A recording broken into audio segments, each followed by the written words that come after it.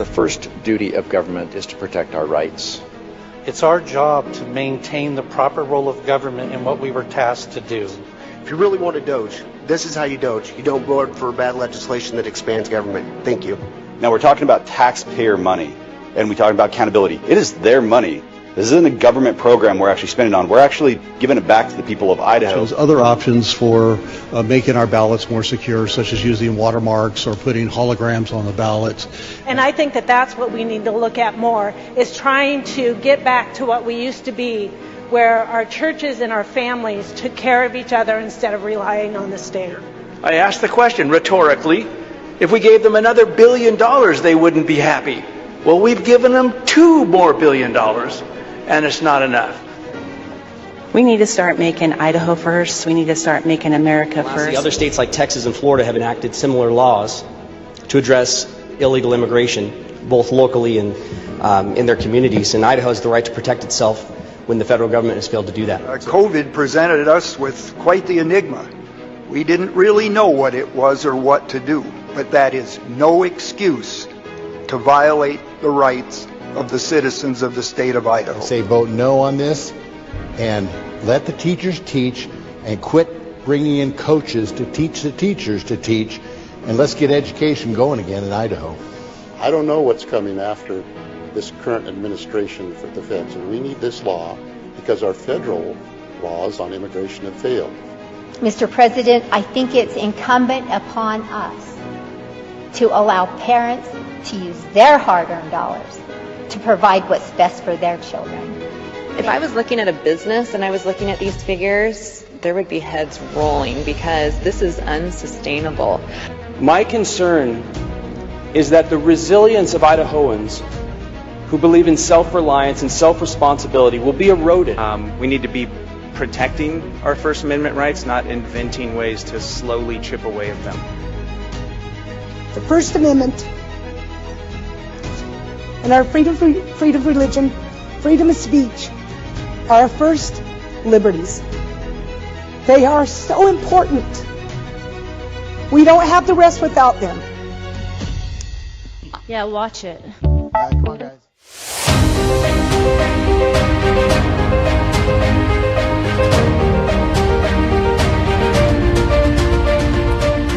Well, good morning, everybody. March 10, 2026. It is Tuesday, and Idaho Signal is now on the air. Let's cut through all the noise. Let's get right to it. My name is Matt Edwards, and I am so pleased that you are joining us today.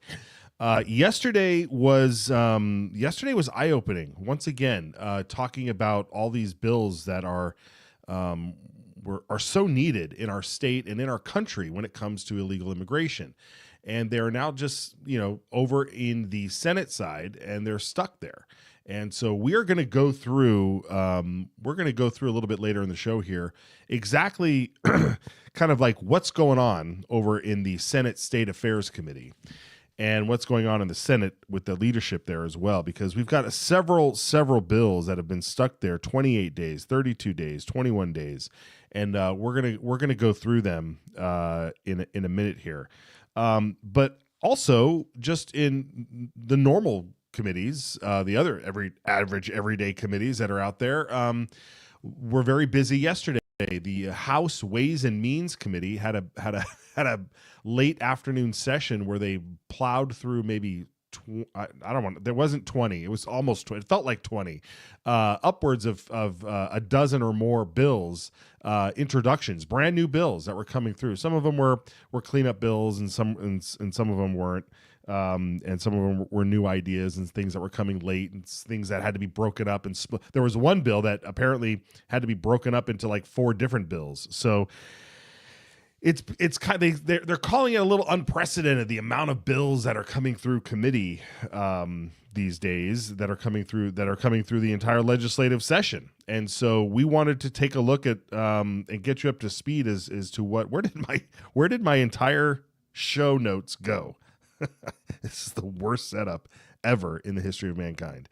There they are. Okay, so we're going to get to that. We're going to get to a lot of these bills. There's a lot of argument on both sides that talk about this issue? Or do we have too many bills? Do we not have enough bills? Are these bills just frivolous and unimportant?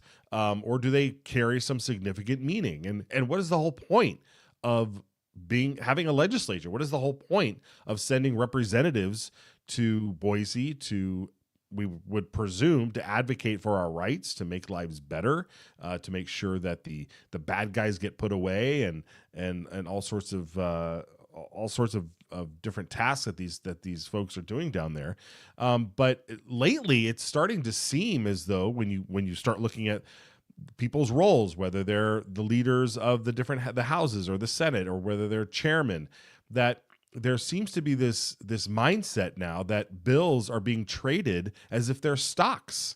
And so are we electing stockbrokers? Are we electing bill brokers? Or are we electing representatives who are going down there to protect our rights, to ensure that government does not overreach? Because it naturally will. It will grow. It will spend your money. It will find new programs. Why? Because men are horrible. Men are fallen. And when they get a taste of power, and even if it's altruistic motivations, it can become a runaway. And so you truly need to keep things in perspective when you're talking about going down to Boise and going down to these state capitals and running government. But it's not without some fireworks, and yesterday was no different. So. Let's start with a little bit of a roundup as we go through some of the committee hearings and some of the clips we have for you this morning. House Bill 822. Basically, we have two clips here. We have a few clips here. This was there's some fireworks on this one. I'm going to let Representative Skog tell you the basic point of this bill. This is House Bill 822, and I won't spoil it for you. I'll let Representative Skog present the bill. Watch this. The Pediatric Secretive Transitions Parental Rights Act. This is for the rights of parents and the protection of children. It is the intent of the legislature to prohibit any healthcare provider or educational institution from facilitating a pediatric sex transition or social transition without informing and obtaining informed consent from a minor child's parents or guardians. And then it goes through some of the definitions: aggrieved person, what that is, a child, a covered entity, sex transition procedures are. Okay, so basically what this is saying that the parents have a right to know when any one of these other entities, be it school counselors, be it doctors, be it just a third party, is involved in social transitioning your child. It basically says parents need to be notified of this. Period. That's it. If social transitioning, if gender transitioning starts happening, the parent needs to know. In layman's terms, it's an anti-groomers bill. We're going after the groomers here because there's a penalty in this. If parents are not notified that their child is being groomed by another third party, they are going to have a cause of action can be brought against them. And another fascinating part of this presentation was Representative Skog reading from a book. We're going to let him read here a bunch of the organizations that are working tirelessly to groom and to social transition children. Listen to this. Organizations have publicly stated or written about this. The American School Counselor Association recommends using special markers to note when a student uses a new name unbeknownst to parents. Quote, if students have not disclosed their gender identity to a parent or guardian, unquote, the group says, quote, their chosen affirmed name should be noted as a preferred name in the system. The right to privacy and prohibition of disclosing students' gender identity extends to students, parents, guardians. The National Education Association, privacy and confidentiality are critically important for transgender students who do not have supportive families. So it is important to have a plan in place to help avoid any mistakes or slip-ups, meaning letting the parents know. The Department of Education, I hope that's changed now under the new administration, Schools should maintain the confidentiality of a student's birth name or sex assigned at birth if the student wishes to keep this information private. This was in relation to parents. The National Association of Social Workers, which I believe many of the emails you've received are from people a part of this organization, quote, let transgender kids decide when to come out and to whom. Do not disclose the identity of young people who are LGBTQ, etc., without their permission. I hope you understand that these are powerful groups, and this is what this bill is meant to address, so that parents know what's happening. With that, I stand for questions, or maybe we go through. Folks, he's absolutely right. These are powerful groups. Did you hear the groups that he named? The NEA, the National Education Association, that's the teachers union. The teachers union is directing their teachers on how you treat a child who has decided to social transition, or is thinking about it, or chose a different name, or decided to pick a different gender. These are groomers. The Department of Education issuing similar guidelines pre-Trump, during the Biden administration. And the National Association of Social Workers. These are large organizations. Institutionalized grooming happening. And this bill is saying, we're not going to do that. We're not going to tolerate that.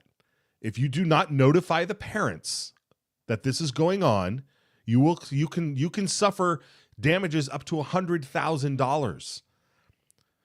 Right? So this is a great bill. This is a fantastic bill. So fantastic. Ted Hill puts a nice fine point on it, and which apparently causes some disruption. So we're going to show you now a little bit of a montage of some of the disruptions that happened as the committee went to go vote on this bill and pass the bill. And there were some disruptors in the room. We want to give a big shout out to Daniel Murphy, who, if you know him down there at the Capitol, he's like the resident photographer out there taking photographs and so forth. And he taught photography for many years in the Boise school system, but he grabbed some photographs of some of the disruptors that are in there. We don't know exactly who said what, but we just wanted to kind of share with you some of the photographs and the disruptions of what happened because the groomers are being held accountable. Watch this. Already in place. This law is a little bit more precise, and the discussion that came out, I remember very clearly. You are 13, you have to get permission to get a tattoo, but you don't have to get permission to have surgery. That was the whole comment. I think this is precise. I think it's exactly what needs to happen.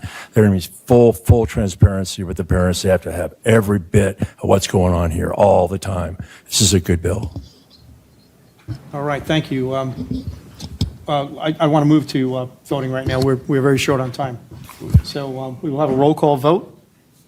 You want to know why kids need transition? Get her out. It's because they aren't accepted by their parents or their family. You know why their suicide rates are so high for the same reason.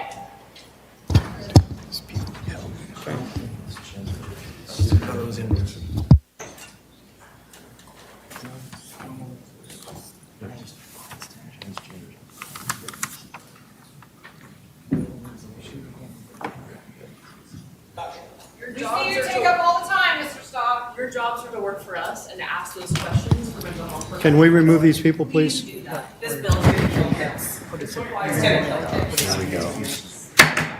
We're going to go at ease until we've cleared the room. Representative Mathias? Representative Rubel? No. Motion passes. Fuck you, you Nazi pigs! Fuck you, you fat Christians, go to hell!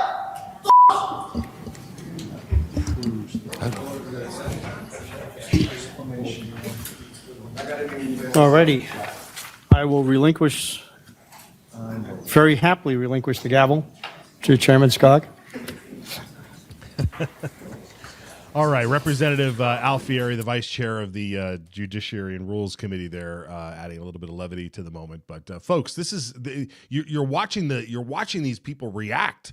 Incredible. I mean, it's absolutely incredible. They can't fathom the thought that people are standing up to protect kids. They can't fathom. They think They think that this whole entire it's like a witch hunt against mentally ill people. And that's not what's happening. This is not a game. These are our children.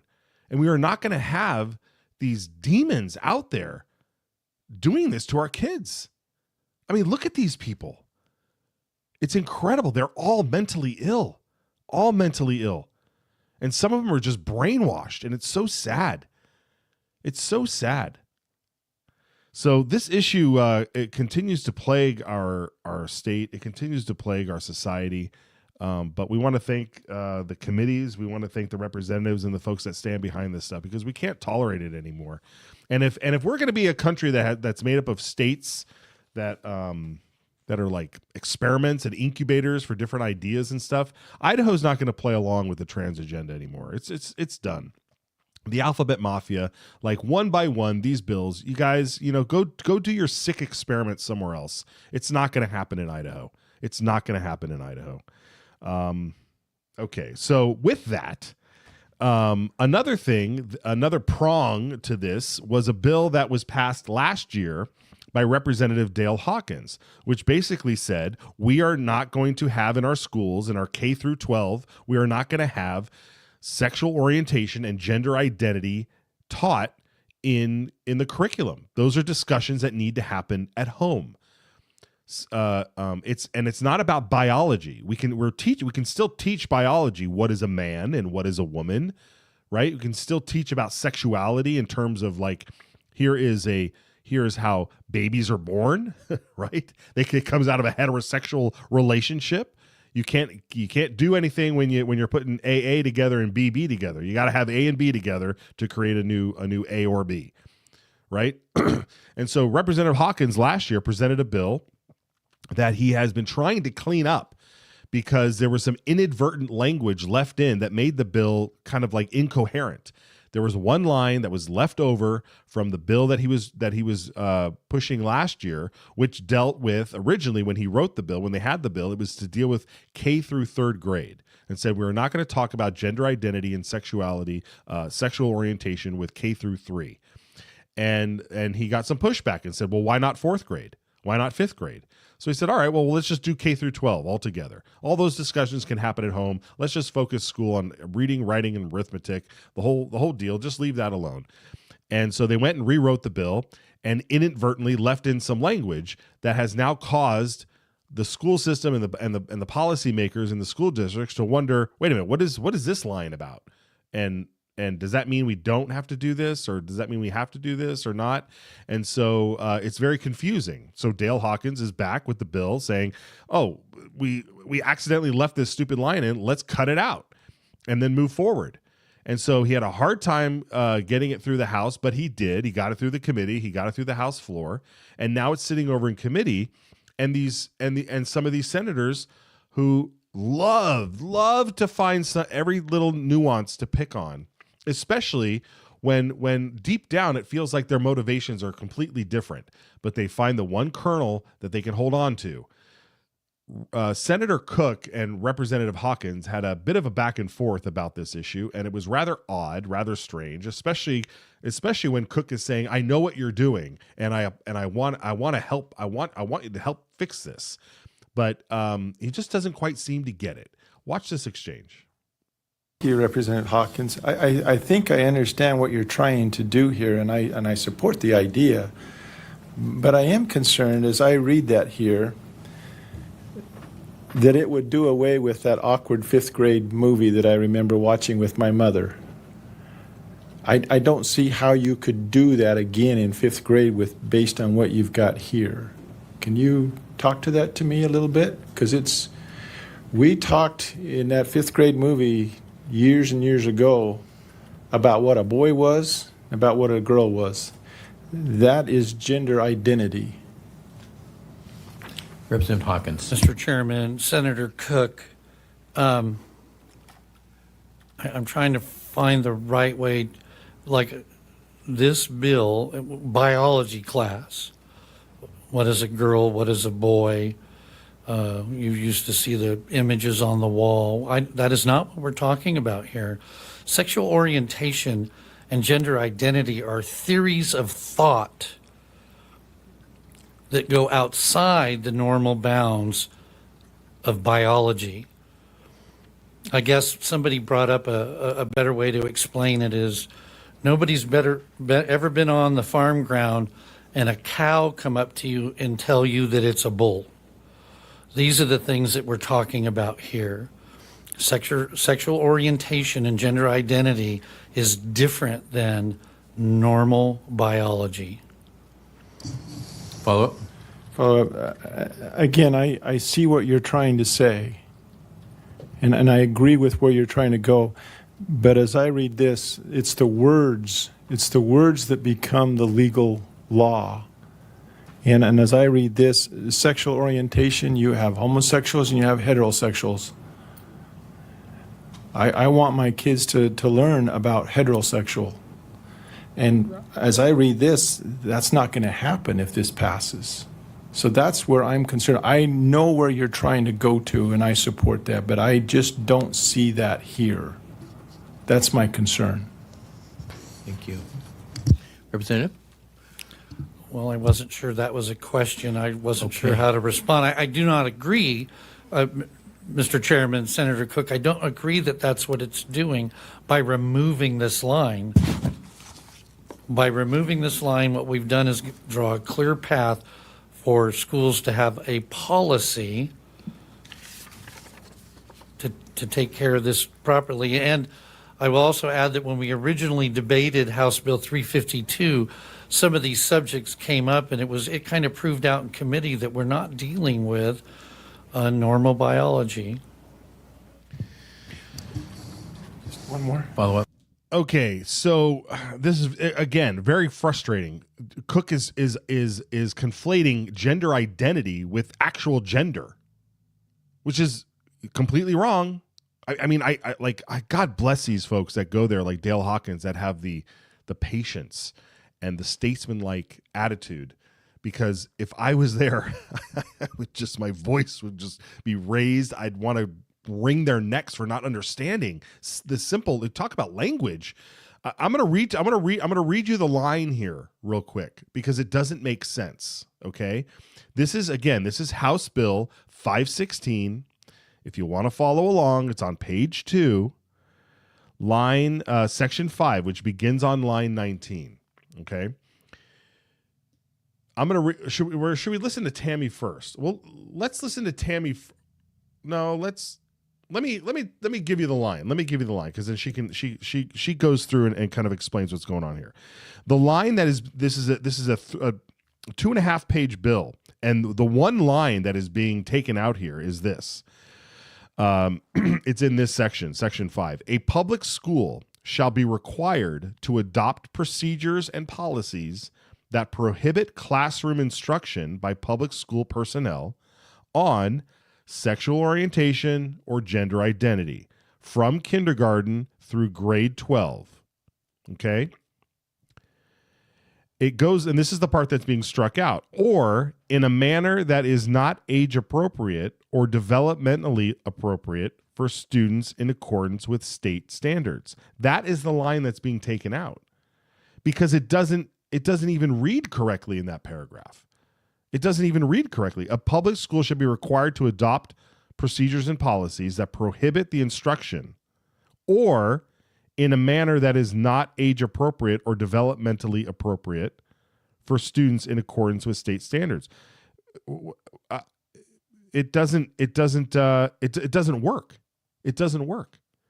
Senator Tammy Nichols here explains it. Go ahead. Chairman? Sure.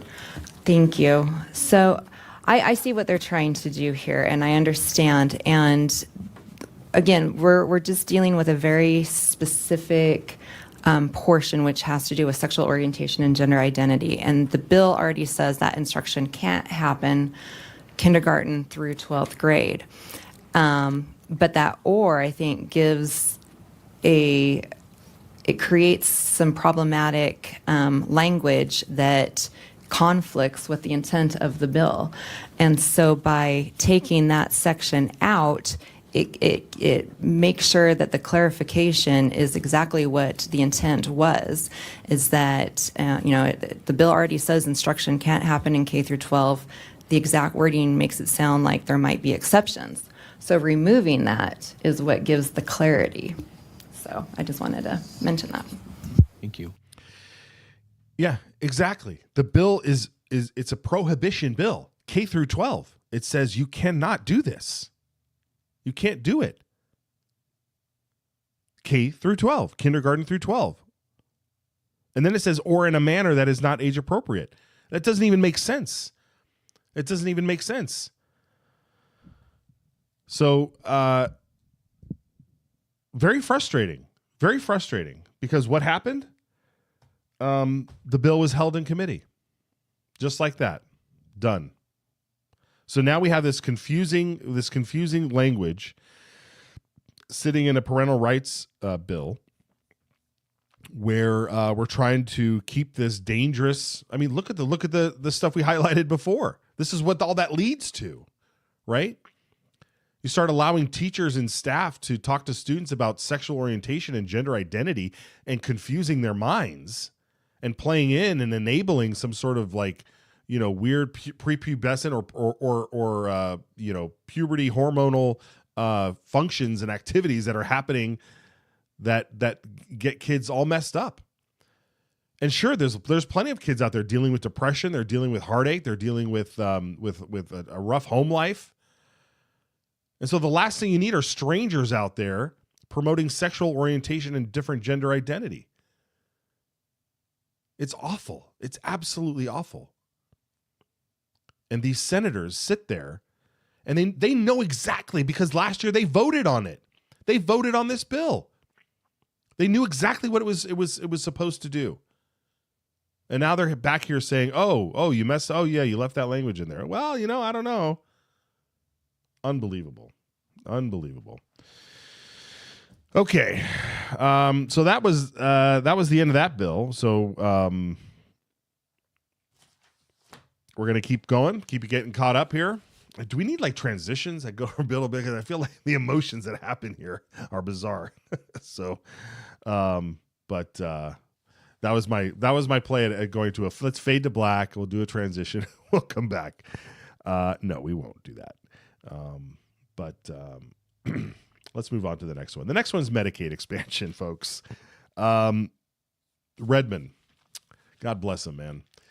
Jordan Redmond was in the House Health and Welfare Committee with a bill that would repeal Medicaid expansion. This is the part of Medicaid that is causing people to stay home from work, because why give up their health benefits if they can just stay home from work or only work 20 hours a week and get a free ride on the taxpayer dime with free Medicaid. There was again some contention in the room about this, and I kind of want to highlight this because there's one representative in particular who seems to step in it, and he comes across as wanting as seemingly to know everything, and he just kind of really doesn't. But here was Representative Ben Furryman with his concerns on why repealing Medicaid expansion would be a bad thing. Let's watch this. Problems with this is not necessarily who should or shouldn't be on Medicaid expansion and able-bodied individuals. For me, part of my problem is just the lack of information that I feel is accurate. And in the fiscal note, where it says as a note, it's important to note that those who move off Medicaid will be eligible for advanced premium tax credits, policies if they choose to work. I just want this committee to understand that in order to be eligible for APTC and be able to get a plan on the exchange, the way it's written right now, you have to be above 138% of the federal poverty level. If you are under 138%, if you're between 0 and 138%, you do not qualify for APTC. That's why Medicaid expansion was included in the original Obamacare bill. And then when it was taken out, Congress didn't fix it. So if I'm somebody making $10.30 an hour, working as hard as I can without an education, whatever it might be, I can't get a policy on the healthcare exchange with assistance. So my only option is Medicaid expansion. And if I get a few extra hours and I make a few more dollars and now I qualify for my employer's plan, I have employers who offer health insurance and the cost is hundreds of dollars a paycheck. So for a lot of these people, getting extra hours and going off Medicaid doesn't solve their problem. So I'm with Representative Healy that the problem is much bigger than Medicaid expansion. And I feel like this is going down a road that is going to cause a lot more harm than the money it saves. Boy, talk about a lack of information that's not true. It took Chairman John Vanderwoode to correct the record. Let's watch this. To the good representative that if Medicaid is repealed, those from 100 to 138 then do qualify for the exchange, because those were on the exchange before we did the Medicaid expansion. And when we did the Medicaid expansion, we had to take about 15,000 people off of private insurance and put them on Medicaid, because the bill is written that if you don't qualify for anything else, you can go on the exchange. But once that 138 on the expansion made them qualify for Medicaid, they no longer qualified for the government subsidy. And so if it were repealed, then they would. And so that's just a clarification on that. And I guess you can sense some of my frustration from last week. Yeah, very frustrated. You know, we've been trying to fix this Medicaid expansion program for years, and it just keeps ballooning and ballooning and ballooning. And there's a lot of detractors that against repealing the expansion that say, look, most of this is all federal dollars, and if we lose those federal dollars, then we won't. I mean, I feel like Rebel says something like, we lose those federal dollars, that's money that's coming into our state and being used and stimulating the economy. And I'm thinking to myself, federal dollars they're not from the federal government. They're from you and me. They're still our dollars. Like, what are you talking about? It's still taxpayer money. I don't care if it went to Idaho and is being spent, or if it went to Washington, D.C. and is being spent. Medicaid expansion is killing us. And it's also allowing the fraud, the money laundering that we highlighted on Monday. Go back to the Monday show and watch the segment with Nicholas Kleinworth on the money laundering aspect of Medicaid in general, and Medicaid expansion especially. It's incredible. It's absolutely incredible. All right, Medicaid that sailed through. That did get through the committee, the Medicaid expansion repeal bill, which was recommended by the DOJ committee. It was one of their best recommendations coming out of the summer, the DOJ task force. It passed committee 10-5, and it will head to the floor, where it will have a robust debate. But we'd love to see it get repealed. All right. I want to bring Brian Allman in here. Brian, I want to talk to you about the number of bills that have been going through here, because Senator Jim Guthrie has a reaction to that, because he seems to be focused on a lot on the process rather than helping normal everyday average Idahoans' lives here. But let's talk about the number of bills that get seen, that get drafted, that get heard, and that get passed. What is your take on where we sit today versus, I don't know, years past, or in other states, or whatever? Is it a good thing? Is it a bad thing? Well, there's a lot of variables here. Idaho obviously has a part-time legislature, which means they need to get all their bills done in 3 months. And also, bills reset. If you don't get a bill through, if it's sitting in a committee or waiting to be heard, at the end of the session, when they adjourn, sine die, then it's dead. You have to bring it back as a new bill next year if you want it to go through. So, there's that. I know some of the neighboring states. I know Mountain States Policy Center has a bill counter that shows that Washington has a lot more bills than we do. So it could be worse, I guess. But yeah, multiple factors. There's LSO, Legislative Services Office. They're the ones who actually draft the actual bills. Legislators can go in there either with just an idea. Hey, I want to do this. Can you draft a bill? Now that takes a lot of work. Or they can come in with the bill already drafted and say, okay, make sure this is, there's no errors or anything, and get it through, get it in the right format. I'm told that the requirements for working at LSO and actually being one of the bill drafters is pretty high. I heard you had to have a law degree, which narrows the scope of people who can actually do that job. So that is a bit of a bottleneck. If you want more, I guess you'd have to spend more, and obviously we're not looking at spending more. However, I don't think Senator Guthrie's bill is the right way to do this, because limiting the number of bills by individuals, that'll just cause some problems. It's already the case that some of the hardest working people in this building, they will draft a bill, do the work on it, talk to the stakeholders, but then give it to someone else to carry because they're just too busy. They don't have the time to go present it in committee and present it on the floor because they're doing a whole bunch of other stuff. So I think that practice would just increase. You'd get people, having to shift bills around instead of people being able to work on what they want to work on. Secondly, the Senator Guthrie's rule would give a carve out for leadership to decide when to make an exception. Yeah, and that's the real big problem. Yeah, I wanted to set, that's the clip that we have here of him sharing out what the carve outs were. But real quickly, his bill would say each legislator has 10 bills that they can present every session, and these bills don't count things like budgets, budget bills, or I think there was a couple other things. But the carve outs here were very fascinating. Let's watch this. Exemptions built into it. So if the Senate pro tem or for the Senate or the Speaker for the House says, Senator Smith needs to run some more legislation, then unilaterally they can exercise that right to grant that legislator permission. It also does not include legislation for appropriation bills, which we know there can be a lot of those.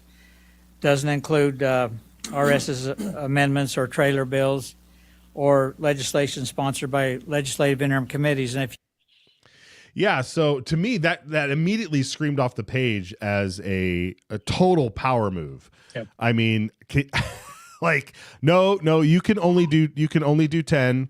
But you crossed 10 already, but you have this important bill, or I need you to run it because you have better relationships, you have a great personality, you can run this bill. I mean, these are the types of red flags that you see, right, Brian? Yeah, for sure. This would just shift even more power to leadership, which is something we've heard complaints about, that leadership exercises too much power already. And of course, the elephant in the room here is that Senator Guthrie is using his power as chair of Senate State Affairs to prevent bills that pass the House by overwhelming margins from even going through. So maybe he should start taking the log out of his eye before trying to get the speck in his fellow legislator's eye, and do his part to make sure these bills go through, instead of just acting as a roadblock and then complaining that there's too much. What, is his drawer getting too full and that's why he wants to pass this rule? Touche, my friend. Touche. Yeah, I mean, and so here it is. Let's look at some of the things that are stuck in his drawer. 28 days ago, he received a bill from Jaron Crane and Cindy Carlson this is the Stop Harm Children Act on social media. He's not allowing it to have a hearing. There was some good, robust debate on whether that's the right action to do or not, but it doesn't look like it's getting a hearing. It's been in there for 28 days. The Uniformity Act for local ordinances that would get rid of the sexual orientation, gender identity ordinances in the local municipalities. 32 days it's been sitting there from Bruce Skog. I don't know who the Senate guy is. There's and then things like concealed carry instructors, like expanding who can teach a concealed carry weapons license. Charlie Shepard. That's been sitting in his committee for 22 days. Ted Hill has a restroom privacy act that's been sitting there for 21 days. And of course, Christy Zitto with her Stand Your Ground 2A enhancement bill sitting there for 21 days. And then, of course, not to mention the immigration bills that we've been highlighting, 700, 704, and House Bill 659 that just landed there yesterday. Those bills are sitting there, not quite as long yet, so we don't. But we're hearing that they're not going to get a hearing. It's a problem. We talked about it yesterday. We don't need to, rehash it and just get whipped up in a frenzy again. But it is something that I think every Idahoan, every voter, every citizen of our republic should be frustrated with when you have one man unilaterally blocking legislation that's supported by, many people. It's supported by a majority of the House. And it's likely that some of these bills might get a majority vote in the Senate. We don't know until we have the vote, but he's just sitting there playing the gatekeeper. It's, the House says, yes, we want these to pass. The Senate says, yes, we want these to pass. But isn't there someone you forgot to ask? Oh, Senator Jim Guthrie. He gets to decide. He gets to decide, and he doesn't even have. He has a better veto power than the governor. Mm-hmm. If the governor doesn't like a bill, he vetoes it. But then the House and the Senate still have a chance to override his veto. Here, there's nobody to override his veto. He says, nope, I'm not doing it. And I think it's because I said this earlier. I think some of these people think that they're stockbrokers. They're bill brokers. Did we elect stockbrokers, Brian, or did we elect representatives to work for the people? Because they're treating these bills like they're stocks. Yeah, and I know there's negotiations that go on behind the scenes. Okay, I'm going to hold this bill until you make sure that bill goes past.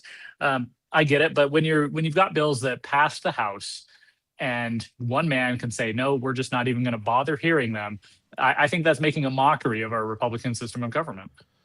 It is. And if I was someone like, Senator Zito or Senator, Lenny learned that lesson too, but like start the bill in the House so you can create more hoopla over it.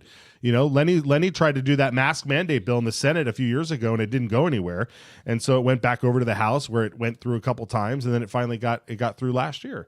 So there's all these sorts of ways to get around it, but it's truly remarkable that one man like this can do. But here's the other thing: there is another man that has even greater power. I think. He's the leader of the Senate. Is Senator Kelly Anthon, the pro tem of the Senate? He should be the one helping direct traffic here, and he is directing traffic by sending these bills to the Senate State Affairs Committee, where they're going to go die. So, is he in on the game? Is he trying to uphold? Like, what is this guy's position? Mm-hmm. And that's a good question. The committee chairs serve essentially at the pleasure of the pro tem. We saw a couple of years ago when then pro tem Chuck Winder removed some vice chairs because he didn't like what they were saying on social media and in their newsletters. And at the beginning of a new year, it's the pro tem who decides who gets to chair these committees.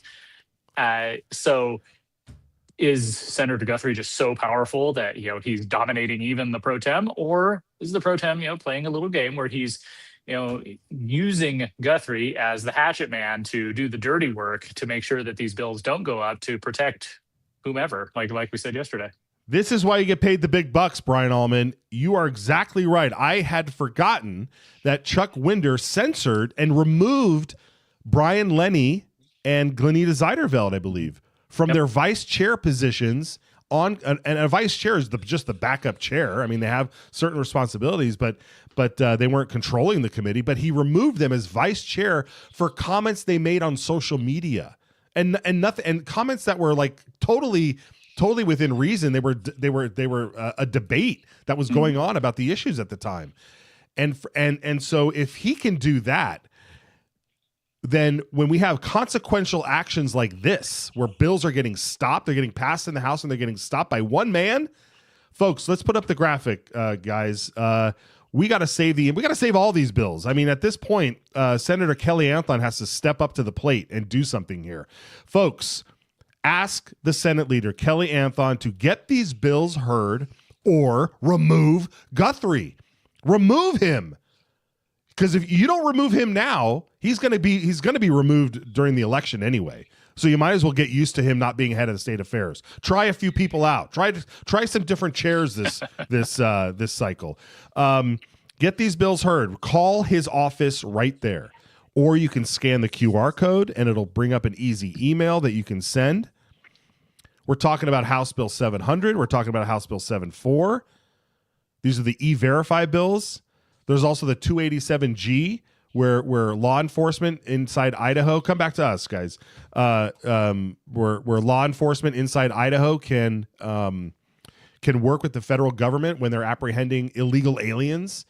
Folks, this is the issue right now. This is the issue. They're not doing anything up at the federal government level. other than what Trump can do with shutting down the border and sending ICE out there. But this is the thing, man. Yeah, I'm this losing my is definitely words. about making Idaho an equal partner in that immigration enforcement. I just want to say one more thing about Senate State Affairs for viewers who don't know. It's essentially the leadership committee of the Senate. The House has Ways and Means where the majority leader, minority leader, caucus chair, and all them are on. Senate State Affairs has the pro tem on the committee. It has Senator Den Hartog, the majority leader. It has Senator Mark Harris, the assistant majority leader. It has Senator Ben Taves, the caucus chair. It's the Republican majority committee, which means it is their committee to do what they want. And Senator Guthrie, really, the leadership should be dictating to him, not the other way around. Yeah, absolutely. This is exactly what should be going on. Is the leadership needs to step up and get these bills heard. I'm just appalled by it. We gotta, you gotta, like I said, Guthrie has a challenger. He has a solid challenger, and he may not be here next year. So why not just remove him now? Go through a few people, give him test runs at running the committee, and let's get these bills done for the people of Idaho. All right, Brian, where can people follow you and keep tabs on your work? At Brian Ullman on X, gemstatechronicle.com. I'm working on an article today about the budget again and how much the government's spending. I think it's some interesting numbers stuff, and it counters some of the Democrat, liberal Republican narratives we've been hearing. So stay tuned for that. Excellent. All right, brother. We'll see you back in this week, and Godspeed to you, my friend. Thank you. All right, folks, let's take a short break. When we come back, we got a special guest on the other side who's just mad enough to head off to D.C., hopefully. So we'll be right back.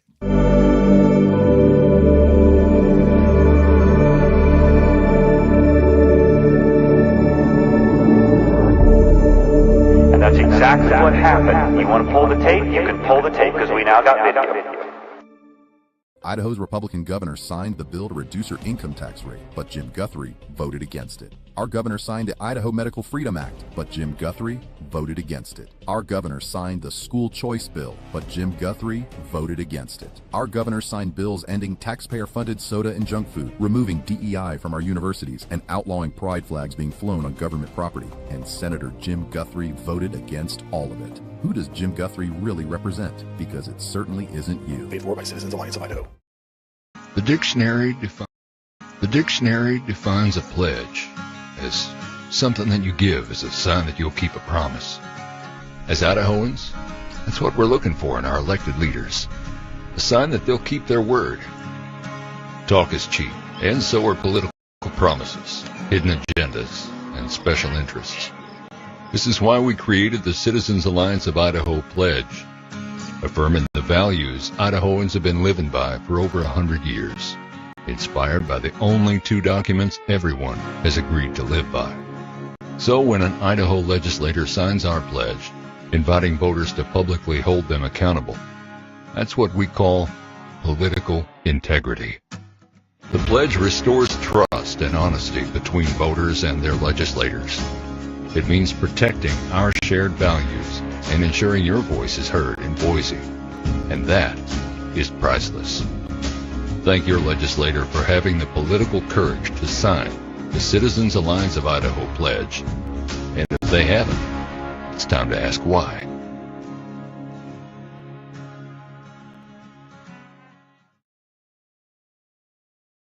Back to the program.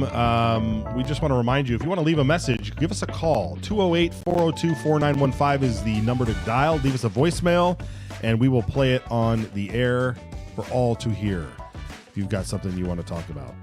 All right, let's get into this because we got a special guest here. We don't normally talk a lot about what's going on at the federal level with our federal delegation out there, but it is an election year, and Senator Jim Risch, longtime Senator Jim Risch, former governor, former just all around longtime Idaho politician, is running yet again for re-election. I think he's in his 80s, and so. What gentleman from Lewiston, Josh Roy, noticed that as well and looked at his record and everything that's going on in our world and said, you know what, I'm going to give this guy a run for his money. And Josh Roy joins us now. Josh, it's good to see you. We actually got to spend some time together a little bit up in Kootenai County when you've come to town a number of times so far, and so it's good to see you. But tell us a little bit about what ruffled your feathers enough to jump into this race. Yeah, no, thank you, man. It's nice talking. So I'm an engineer by trade, right? And I attended the University of Idaho. And in college, you study automotive engineering, a very practical thing. I'm a mechanical engineer. And since college, I track issues related to vehicles in government circles. And, America is a very large country. Idaho is a very rural state, and vehicles matter to us a great deal. And so it's a slightly dorky pastime, but policy matters a lot. And anybody who pays $90,000 for a work truck understands that problem, right? November 9th, I read an article about Senate hearings on vehicle safety requirements. And I was like, oh, I'll write my senator. So I wrote him on Monday. I write him about twice a year. Every once in a while, he gets back to me. And after I wrote him that Monday, I looked him up just out of curiosity, right?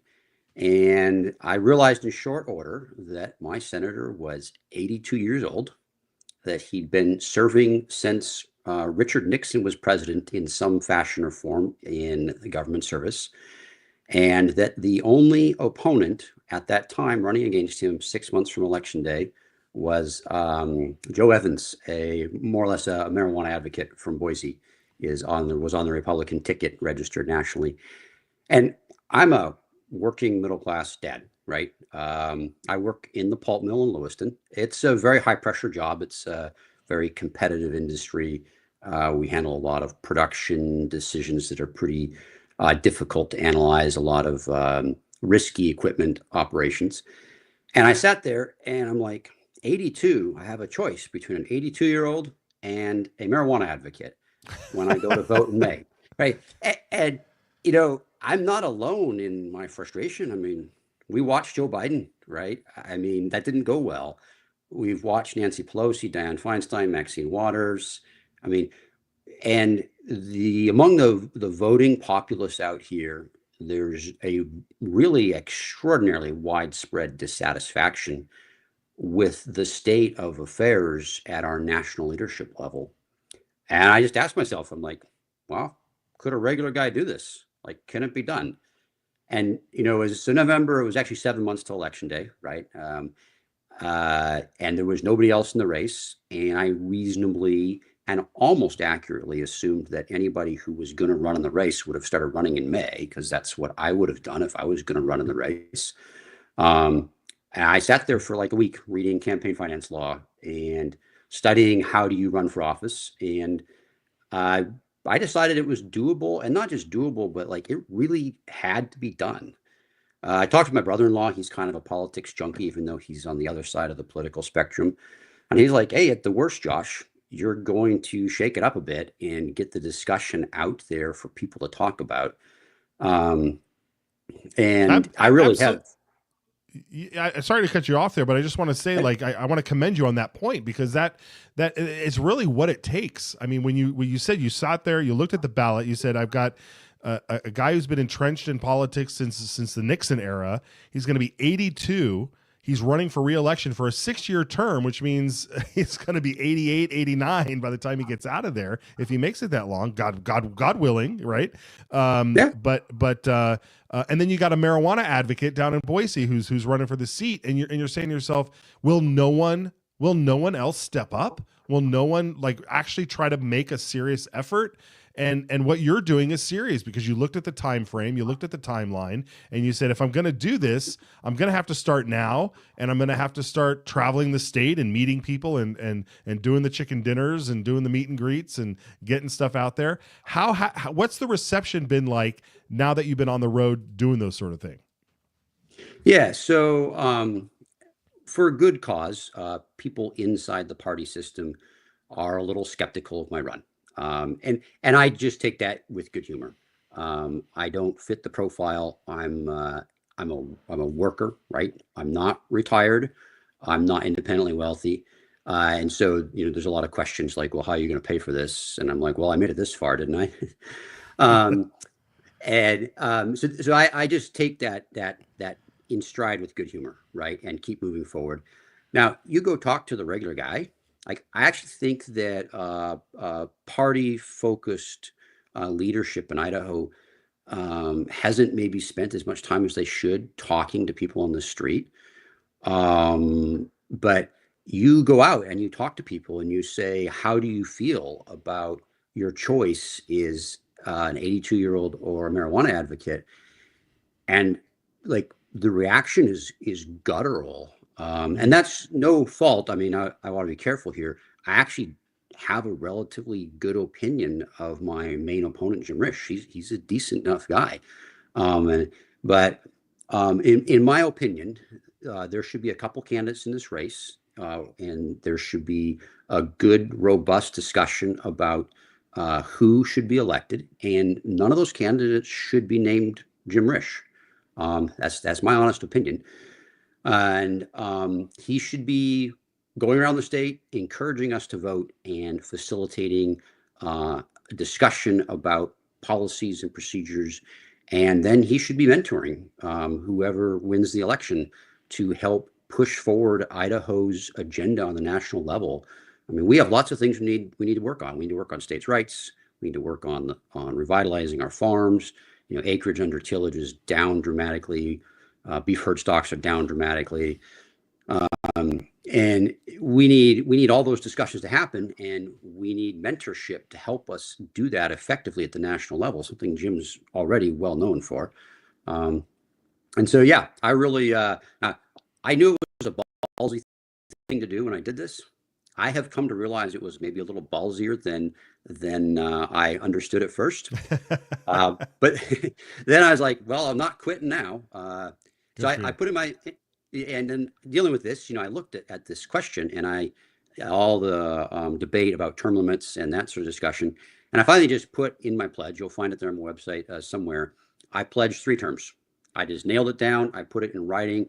That way I don't have to come to some position in my career where I too will end up, wanting to continue and having amassed a sizable power base and substantial influence that would allow me to continue and not have a reason to stop and go spend time with my grandkids or take up a hobby or travel Europe or actually, yeah. I'll only be 63, so I might actually have to get another job, to be honest with you. Yeah, good point. But you raise such a great point here, and sometimes it can be seen as maybe the old guard just trying to find their successor. But when you put it in a way that you say, we need these people that have the experience to raise up the next generation of leaders. It doesn't have to be like handpicked, selected, my best friend's nephew kind of thing. It really has to be a grassroots effort where these establishment folks that have been there for a long time can touch grass, and really get to know the people and not handpick somebody, but just say, what, look, Josh, great character, great background, you come from a great area of the state, you've got a great head on your shoulders, family man, great ideas. You should be in this race, and so should these 3 other people, because we want this robust debate. Whatever it is, that type of mentorship that you're talking about is so needed, and it's needed not just at the national level, but in the state level too. I mean, I deal mostly with the state legislature, and so we're constantly out there looking for the next generation, the next people that can step in and hopefully carry on the traditions and the work to preserve our shared values. Josh, last question before we head out of here. What is your realistic expectation, and what is it going to take, do you think, to pull off maybe a victory? And a victory could look like many different things, but what would be your estimation of a victory here? Well, it's Idaho, so I need to win a plurality against 3 other candidates. For me, so I'm a working husband and father. My wife works. So I'm traveling every single weekend and trying to fit as many activities in every evening as I can that are within, 2 to 3 hours of Lewiston, Idaho.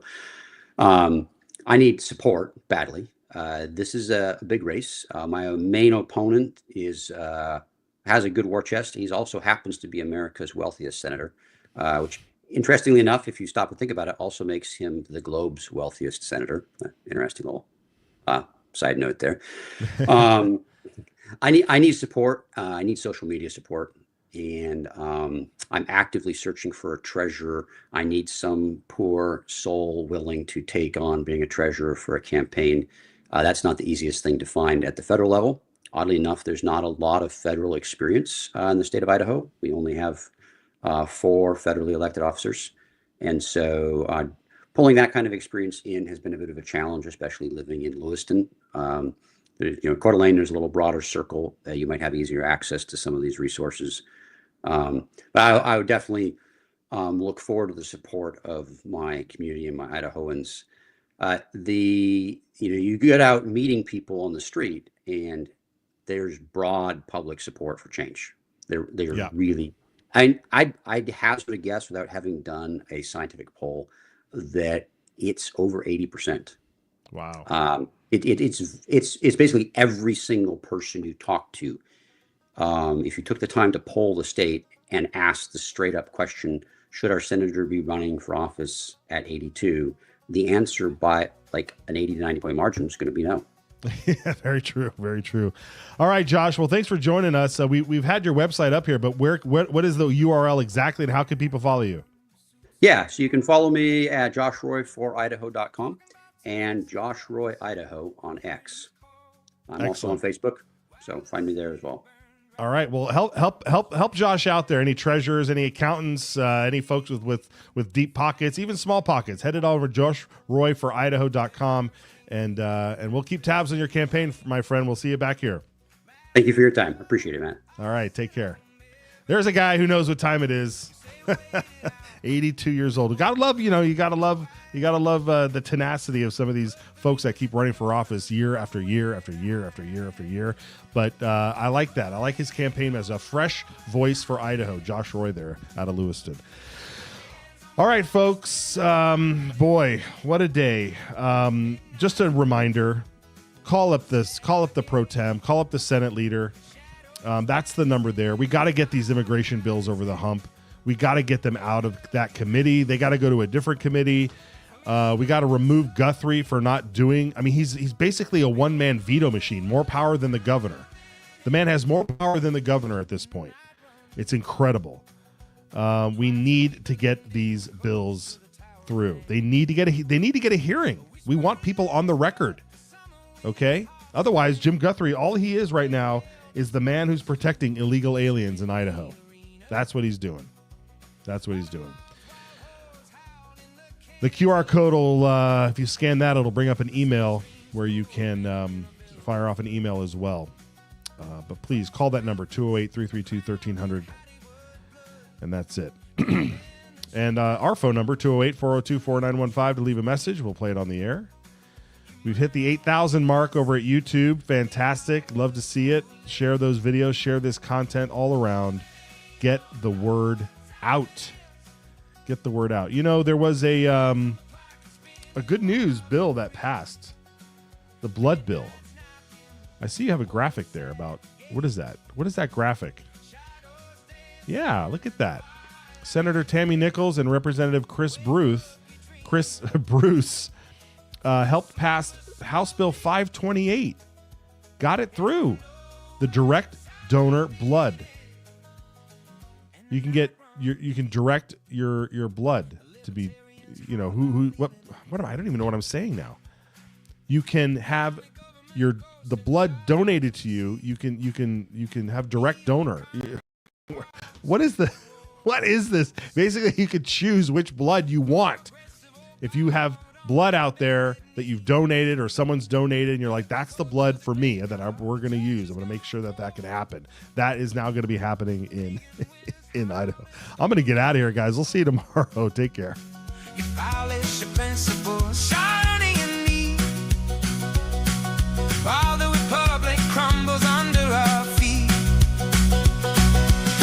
it's a warning from the online wire. Heritage Stoller took us holy fire. Ace in the hole, say in charge or you die. Flight 90 feet rushing across the blood sky. Come on, playing dice and let's make the game. The left's in insurrection, name in your name. Big moves of Dario, that's the stock choice. But you fiddle in silence, ignoring the voice. Oh, they don't know what time it is. The hands on the clock are spinning wild and free. Midnight's knocking, the wolves at the gate. Shadows dancing in the fight I take. Wake up, you dreamless, from your slumber so deep. They don't know what time it is, and the night runs deep. So blow your horns out in the gathering storm. Bill, I think it puts a stake in the ground that says we have a sovereign right to protect what's ours.